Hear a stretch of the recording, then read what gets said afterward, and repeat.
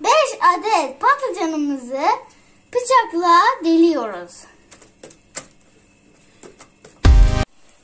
Patlıcanlarımız oldu ve borcamın içine koyuyoruz. Diyelim üstünü örtüp daha kolay soyulması için 15 dakika bekletiyoruz.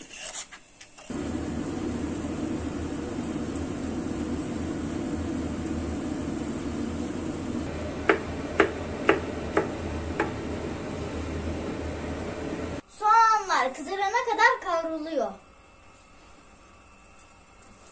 Sarımsağımızı ekliyoruz.